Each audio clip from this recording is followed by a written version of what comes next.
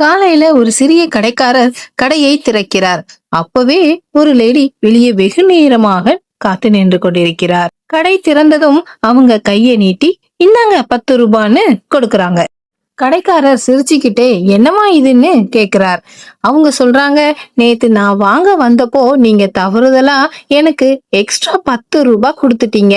அதை ரிட்டர்ன் பண்ண வந்தேன். கடைக்காரர் ஆச்சரியப்பட்டு 10 ரூபாய்க்காக இவ்வளவு தூரம் நடந்து வந்தீங்களான்னு கேட்கிறார்.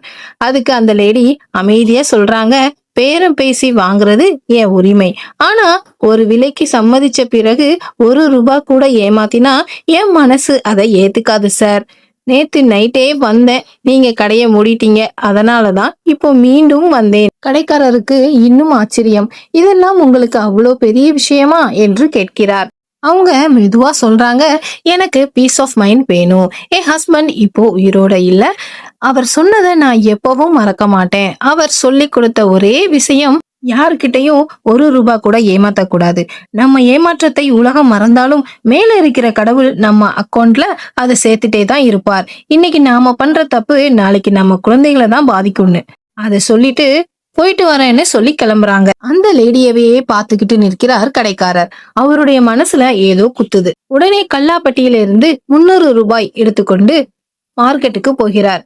ஒரு கடைக்குள்ள நுழைந்து, பிரகாஷ் இந்தா உன் 300 ரூபாய். நேத்து உன்னிடம் அதிகமா சார்ஜ் பண்ணிட்டேன். என் மனசு சமாதானமா இல்லைன்னு எடுத்து வந்த அந்த பணத்தை கொடுக்கிறார். பிரகாஷ் சிரிச்சுக்கிட்டே, அடுத்த மாசம்தான் வருவீங்களே, அப்ப கூட கொடுக்கலாம்னு சொல்றார்.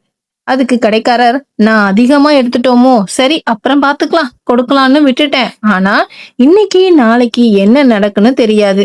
நான் பண்ண தப்புக்காக என் குழந்தைகள் தண்டனை அனுபவிக்க கூடாது. அதனாலதான் இன்னைக்கே கொடுத்துடணும்னு வந்தேன்.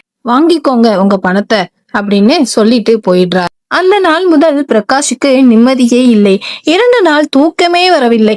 3வது நாள் பேங்குக்கு போய் 13 லட்சம் ரூபாய் வித்ட்ரா பண்ணுகிறார். காரணம், 10 வருஷம் முன்னாடி அவர் நண்பர் ஒருத்தர்கிட்ட 3 லட்சம் ரூபாய் கடன் வாங்கியிருந்தார்.